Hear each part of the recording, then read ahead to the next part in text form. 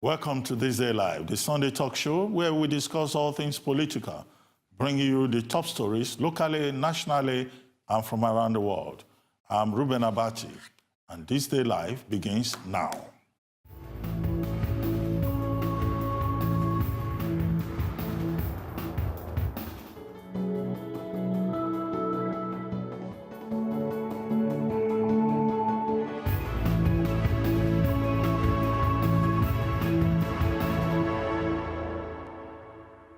I'm Reuben Abati, your host for This Day Live, the Sunday talk show. I'd like to welcome our special guest for today. With me in the studio joining us is our resident guest, Deputy Editor at Sunday This Day, Wale Olaleye. Good evening, sir. And of course, your favorite budget specialist and CEO of Economic Associates, Ayo Teriba. Good evening. And later on in the show, we'll be joined by the Director General of Bolitac Center for International Diplomacy and Strategic Studies, Professor Bola Akinterewa. All that and more. Stay tuned. Welcome to all of you, and thank you for joining us. We have quite a bit to talk about today, so let's get right into it with the top stories of the week. Wale Olaleye usually gives us a rundown. Wale, what's been happening in Nigeria and across the world in the past week? Well, interestingly, a lot has been happening, and I think the countdown to 2019 has begun, really, because the President Buhari, and former Vice President Atiku Abubakar stepped in the fray in the week, and that, for me, was an indication that the signs of 2019 are, crystal clear. And then, of course, in addition to that, the president who was in Abidjan for a summit on terrorism and also left for Jordan in the week hinted at possible presidential. The one in Abidjan, Côte d'Ivoire, was the AU summit on terrorism, which is significant. Yeah, very indeed significant. And then, of course, the president also seized the occasion of that summit to hint at a possible presidential run. And I think now we're getting close, with the starting line. Also, in the week, the Boko Haram has continued to, pound the people of Borno State, and then they literally seized Magumeri, and of course, that was a follow-up to their seizure of Mubi, the other week. And I think this is a sad one, and which is very contrary to the security reports we get from own security agencies. Senators said the 2018 budget estimate was unrealistic. I don't know. Maybe later in the course of our discussion, Dr. Teriba will look at that. APC to hold elective convention in June as Okowa heads PDP convention committee. Well, I mean, that's PDP. That's PDP, yes, okay. Okowa. And then the FIFA 2018 World Cup draw is clear now. Nigeria is between the devil and the deep blue sea. Well, maybe not so not so deep. And maybe a very mild. I believe we can. A benevolent devil. We can beat Croatia. We can beat Iceland. And we've beaten Argentina in the past. We'll try again. Then it was 2 years on December 1st that. Mr. former NSA, Dasuki Sambo, has been kept in detention without any significant trial, despite about 4 courts granted him. Well, we probably will look at that and implication for our democracy. The governor of Central Bank has said the worst days are over. Okay, Professor Dr. Teriba will also help us with that. Libya slave trade. The federal government, did its best in the week and brought back about 242 migrants who were literally stuck in Libya in the week. Senate said it was going to probe alleged reinstatement of the police officer who was charged with murder of some of the Akpo 6, many years ago. We lost Ambassador Oluyemi Adetunji in the week. He was 83. Senate President also in the week said anti-graft agencies were reluting some of the recovered funds and property. That's a sad one. I also find this story interesting from the east of Nigeria, the Imo State. The assembly boycotted the the budget presentation for 2018. They demanded to know how the governor has been spending the bailout fund, the Paris refund, and then, of course, they wanted to find out how he's been managing their What clarification are they looking for? The governor has been building a statue. Okay. has been constructing statues all over the place. And then very high cost. Coming from the Deputy Senate President that Nigeria isn't working, I think that's a serious one. Of course, the Ikoyi whistleblowers in the week headed to court to challenge the non-payment of their percentage. And on the international scene, former U.S. National Security Advisor admitted to having lied to the FBI about his involvement with some Russians. And then, that's Flynn, right? Flynn, Michael Flynn. And I think we might just be getting somewhere with the Trump administration in terms of facts and alternative facts now. And then, lastly, Zimbabwe makes Mugabe's birthday, February 21st, an official public holiday. And I'm thinking, you know, I said last week that if indeed Zimbabwe is keen about moving away from this phase, then the entire leadership structure has got to change. And then this is the kind of thing I'm saying. You wanted Mugabe away. Mugabe is away, and then you're still celebrating him, declaring his birthday official. Well, I mean, he's been celebrated for his role in the revolution. Oh, really? You know, that led to the liberation of. They should have just waited for the man to conclude his tenure in September. No, but you know, the issue is far more complex than that. But so, on the program, we'll look at some of these issues in greater detail. But let's look at the issue about the returnees from Libya.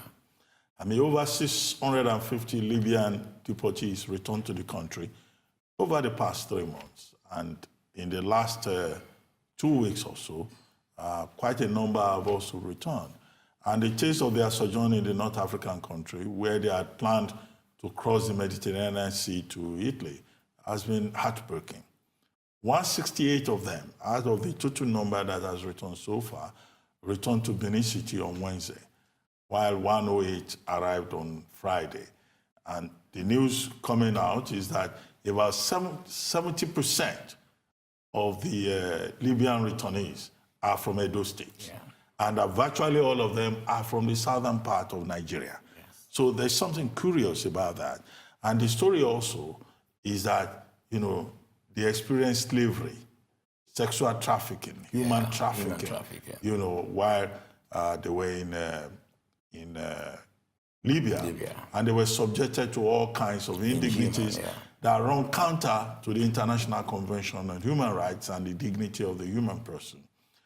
Before these Libyan returnees, you recall that 26 young Nigerian ladies died, you know, while trying to cross the Mediterranean. And they were given burial by the Italian authorities. Yes. And we had an issue about that, talking about the response of the Nigerian government. However, this time, there seems to have been an improvement in terms of government response, and even at the level of the state. The ones from Edo State were received by officials of the Edo State Task Force Against Human Trafficking. Some of the women were pregnant and emaciated, just like the men who said they were used as slaves. Governor Godwin Obaseki had promised to train the returnees in skills as part of the efforts to reintegrate them into the society. Most of the deportees lamented that their sponsors promised to take them to Europe, only to abandon them in Libya.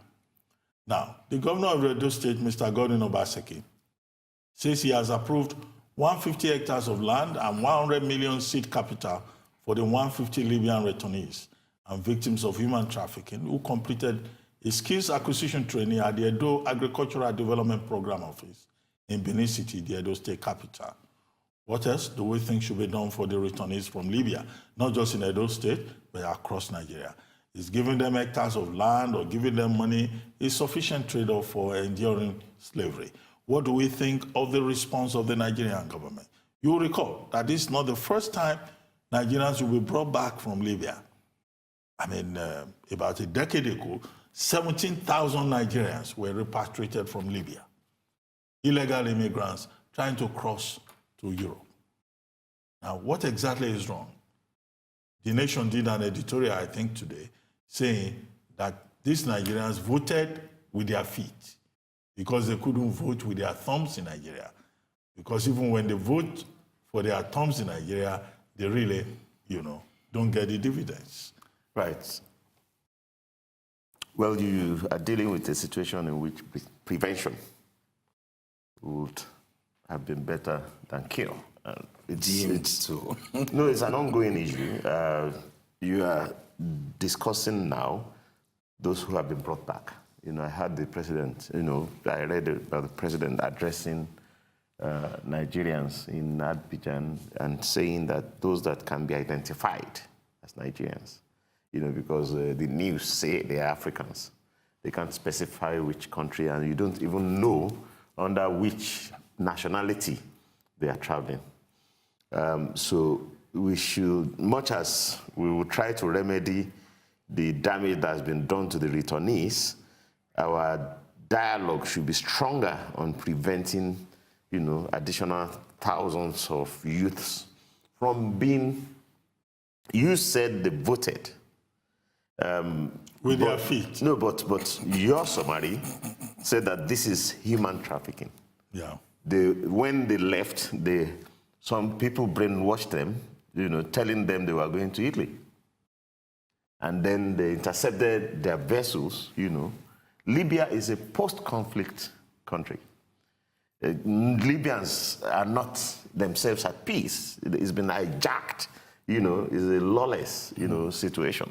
So how you combat the traffickers is a major issue, and how you educate the youth is another. Yeah, so that they don't fall for, But you'd see, really, in the age of globalization and the closing up of boundaries, the opening up of boundaries, can you really stop people from going where they think they can get better life? You can educate them. There could be checks. I agree. There could be some degree of education, and then also government could go as far as ascertaining what business they actually. You can't move people in that large number and not ask questions really. And then how they get to smuggle them out of town is also a source of concern and speaks a lot to how porous our borders are, really. But again, I don't think, like Dr. Abati said, I think there's also little government can do about stopping people, from traveling to wherever they choose to travel to. Importantly for me, I think it speaks to governance in Africa. And the leadership, in Africa has to go back and then do some kind of rethinking about how far they've led us to this sorry, path. And I think if our people are not doing badly in terms of governance, in terms of administration, infrastructure, and all that, we probably won't find our people here. What is in Libya to start with? That I want to go to Libya to do what? So I think. No, it's not Libya that they really go to. They wanted to go to Italy, point. And they were trafficked for them Libya. To cross. I know, that's what I'm saying. It's still really about leadership and governance. It's about them. It's about their choices. It's about their own ignorance. No, sometimes you're forced into taking. It's about being careful. Sometimes you are forced. You can't blame the government. No. For everybody's error. I'm not blaming the government, but government, of course, in terms of leadership, is not doing a lot. It's not doing sufficiently enough. No, maybe you can blame government. Yes. I once co-edited a book on illegal migration many years back. I don't even, I'm sure, maybe I'll have a copy of the book on my shelf. Now, what people say, some of the testimonies we received, is that many Nigerians abandon Nigeria. They cross to other countries because the objective conditions in Nigeria make life impossible for them. So, won't you blame government in that regard? If in some states of the Federation they don't pay salaries, and unemployment is in double-digit rate, inflation is double-digit, no roads, and no electricity. Nigerians are, well, I think fatalistic. I don't think this pessimistic should about the become future. a blame game. It is not. I'm saying that this has happened, we could have prevented it. Absolutely. And prevention would have been better than cure. Certainly. But it's still a live issue as we speak. Some developing stories. Some youth have been brainwashed into, I get a job for you, I do this, but they will never get to Europe. They are going to end up in Libya. That much as we miss the opportunity to educate those who now are being returned, or those who are still trapped there, we should not miss the opportunity to educate those who are still here. I agree. Rather than say it's... because I saw a tweet by somebody who said those who were caught up in the slave trading were just unfortunate that it's not going to stop him from traveling, en route to Libya. I agree with him on that point. But by and large... But slavery is a crime against you. No, it's not acceptable. It's an assault on the dignity of the absolutely. We are blaming the right people now. What should the international community do? I saw the UN said to challenge the Libyan authorities to check this impunity. No, remember the Libyan government too had come out to say that they needed help. That what's currently going on in Libya is beyond them. So if they had cried out, and like you said, it's a post-crisis country. There's little the government can do internally. So they need external forces to help them contain this menace. And I think the international community at this point must come together to rescue Libya. So isn't this some kind of karmic development? I mean, when Muammar Gaddafi was in charge of Libya, the story was not this horrible, yes. Yeah? So the Western powers, particularly the US government, taking out Gaddafi, have they not, in trying to solve a problem, created worse problems? But because I've had people blaming the Obama administration for causing this problem. But really, a lot of people saw this coming. Going after Libya, they knew this was going to come up. Immediately after, post-Gaddafi era, going after Gaddafi, a lot of people knew would give rise to this, what is happening. So it is not new. And indeed, whatever reason they might have gone, for Gaddafi, I'm not sure they have come together to solve the problem in Libya. Rather, they have created more problem than solving the Libyan crisis. Do you share that view? Well, it's the issue of the fact that even Libya, you have mixed tribes. You have those who hate Africans, true. Who hate Africans. So you are talking about racism. Yeah, who had always hated Africans. But Gaddafi, personally, saw Africans as his brothers. I understand the mom is indeed as well, African. So he protected Africans during his regime, encouraged so many Africans to pass through Libya to Europe. No, not to pass through Libya, maybe to stay in Libya. No, to settle in Libya and to pass through, if they so choose. So after his death, those that hate, the black Africans are beginning, target them, for oppression. Yeah, but what's your assessment of the response by the Nigerian government? The Edo State government has provided money, has provided land, but you know how it goes in Nigeria. After the thing goes off the headlines, and then nothing will be heard again, and the people will be left to their own devices. Well, providing money and land is one thing. Whether the returnees want to go to farm is another thing. They may not have an option. So maybe you should do more than money and land. You should give them other options. But how come it's only about, they have returned from people from southern Nigeria and particularly from Edo State. 70% from Edo State alone. What's responsible for this? I don't want to think. If people think it's prostitution, I don't know. And there's this thing about people from that part of the country, likely to lean towards... Italy. Yes, and that's probably one of the reasons you have a lot of them from that part of the country. But I also think that the response of the state government so far is not a bad one, because it's not something they were expecting. And then the capacity to think through this within a short period and come up with that idea is also commendable. It's commendable, but offering 100% of them the option at this to point, farm, they do not have an option. At this point, you can broaden the options. How? You can also add. You must also look at what's available with the government, financially and otherwise. Because see, beggar they say have no options. The state government is also offering money. As beggars. The state government is also offering money for 30,000, 20,000, for trading or for farming. No, for a period of about 3 months. Okay. To encourage the people to settle down. Okay. But should they settle down, what follows?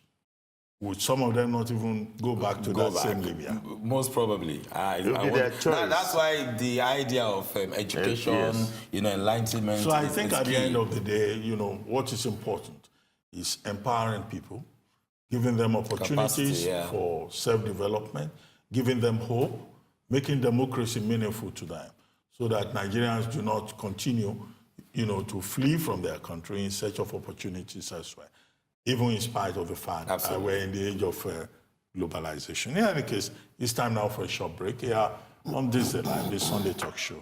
But do stay tuned. When we return, we'll have the latest on the upcoming PDP convention and updates on everything Atiku Abubakar has to say about President Buhari. Don't go away.